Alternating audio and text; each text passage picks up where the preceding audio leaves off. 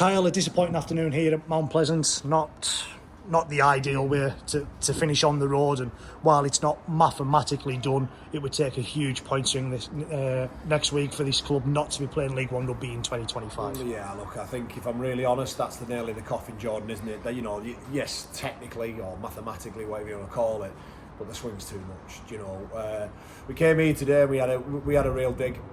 We were better than what we were against Barrow, and we nearly, we got a try there in the second half. I think it was Owen McCarron who scores, and he takes it to 20 points to 14. They kick the ball off. We come up with an error. We give a penalty away, 22-8, and the scoreboard was against us then, and the clock as well. But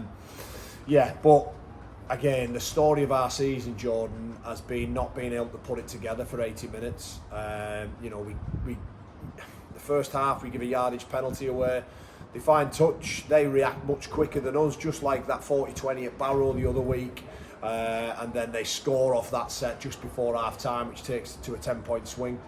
Second half we come up with 2 yardage errors. They get points off the back of it, and it's just those parts that really just as we were coming back and we were almost getting there, they just get another score ahead of us, and we just in the end we had too much to chase, like a super effort. And that's one thing I want to say about our lads.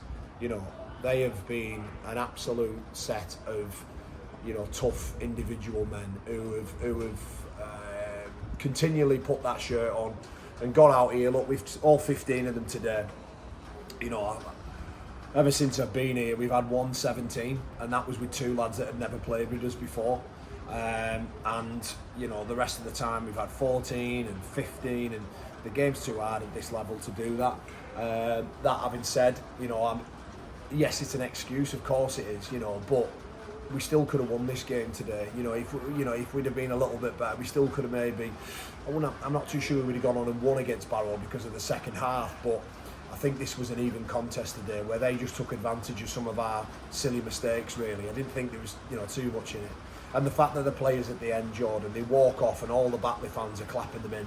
They've earned so much respect off, not only people of Whitehaven, but the wider game of rugby league. There's an awful lot of people who have got so much respect for our lads. But in the end, Jordan, over the course of the season, the league table usually tells you the truth, and for whatever reason, we are where we are, and we're now down, and it's not without an effort. The lads tried their absolute best, but in the end, what we had available and the amount of people that we had available isn't sustainable to stay at this level. So it's a sad day, but sometimes, Jordan, I think you have to hit rock bottom in order to go again.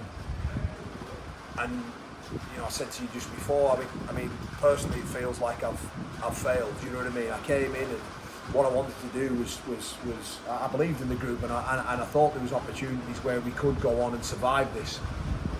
It was getting harder and harder each week, don't get me wrong, but the biggest win in all of this was what was explained to me at the start, which was fulfill our fixtures and give ourselves a chance to reset and go again and build this club back from where it needs to be, whether that was in the Championship or League One. But again, you have to hit rock bottom, and the club has to prepare for some very, very difficult conversations and understand that this isn't a quick fix. This isn't go down and come back up. Far from it. There's an awful lot of key fundamental things that need resetting, and I just hope that the people who are at the top and having conversations with them, that this could be the biggest uppercut ever for them, and just realise how close we were to losing Whitehaven Rugby League. We were so close. 5 weeks ago we had no players, we had no staff, but now we've got a club that's got to play one more time at home at the Ortis Rec, and we just want to make sure that our fans get down and applaud the players about what they've done. Don't have to agree with the situation at all, but our fans were great today, and we just want to make sure that everyone gets down there and applauds them for their efforts. But what's happened over the course of the last couple of seasons, or this season if you want to call it, whichever you know, somewhere in between all this, you know, carnage really lies the truth, and it should never be allowed to happen again. There's no person or there's no group that's bigger than Whitehaven Rugby League, and it upsets me because it's my hometown. Do you know what I mean? And yeah, but again, by hitting rock bottom, we get a chance to build the foundations properly, not build it on sand anymore, and we get a chance to do it. Whether that can happen is out, you know, that's over to some other people to do that. You know, the biggest win was getting us to the end of the season, and you know, we're one game away from doing that. So you know, the playing group, you know, I can't fault them. We just didn't have enough numbers or quality at the end of the day to stay in this division. You described it when you came in as mission improbable. It fairly quickly soon looked like mission impossible. It was always going to be tough. It was always going to be difficult. But that Dewsbury game just seemed to give it a bit of hope and a lift as you'd wanted to. And in the end up, it's just been a bit too difficult of a challenge. It did. And that first week was absolutely crazy. And how the players, you know, applied themselves and got back out there, 14 men in the championship, going to Dewsbury, winning. You're right. You know, before that, I described it as, you know, not mission impossible, but more like mission improbable. And, you know, that bought us time. It bought us time to get to this stage. Do you know what I mean? It bought us time knowing that what we were coming up against with York and Wakefield. But, you know, the last 3 games were always going to be the juicy part of it. And, you know, whilst I looked at those 3 and thought we can win them, I've also been around long enough, Jordan, to understand what we were dealing with and think, well, actually we can lose them as well. And we've lost the last 2 out of the last 3. We've competed, absolutely, we've competed, and we've tried. But again, we just as a group, or as maybe as in individuals, in certain moments or aspects of the game, just not really showing what it needs to stay in this division. And you know, we go down, and that's it really, Jordan. You know, it's heartbreaking, it's disappointing, but you know, the club has to learn lessons, and we have to prepare, I think, for a couple of seasons in the League One and get that right, and get our recruitment right, and get the business right. The business needs to start running as a business, and cut its cloth accordingly, and lower expectations, I think, until we're in a place where we can charge again, because, you know, we're clearly not there. And yeah, there's, like I say, I always said that getting the players out there, and my role within doing that, was the easier part. The hardest part is yet to come for the club.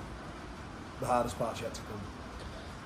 And I know you're saying we there because obviously you're the head coach and you've been involved. Obviously, I know you've got a very busy life outside of Whitehaven Rugby League, as it has been in the last 6 weeks, with, you know, work, family, and obviously your Sky commitments as well. Yeah.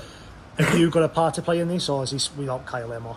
Look, you know, I don't think so. This has been very, very tough. You know, very tough. It's tested me right to the limit in terms of, you know, you thinking about things that you'd never ever think you'd think about, or conversations you'd have to have. And always my best interest has been what's best for the club, moving forward. And you know, again, like when I started my playing career, or anybody who gets involved in any line of work, you make mistakes when you're young, and you make mistakes when you're cutting your teeth in it. And, you know, have I got every single decision right? Probably not. Do you know what I mean? But I've always tried to do what's best for the club, and yeah, I mean, yeah, my life's if it had been any other club, I don't think, you know, I could have done it at all. In fact, I couldn't have done it at all. It was only because this is my hometown. This is a club that given me a platform to be able to give, you know, myself everything that's came my way, and I wanted to try my absolute best to keep this club up. But yeah, I just you know, but again, that's just me and my own ego that talking there. The bigger win for this club was to get to the end of the season and reset and have those tough conversations and rebuild trust and rebuild communication and rebuild respect amongst players, fans, board, sponsors. The sad part is everybody wants us to do well. Everybody involved in all of this wants us to do well.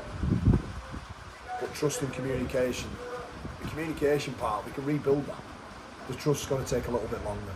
And that's why I say we have to prepare for a couple of seasons in League One. But for now, we'll just dust ourselves off. We'll make sure everyone's loving each other on the way home, and we'll go again, and we'll try and put on one last show at Halifax, for Halifax.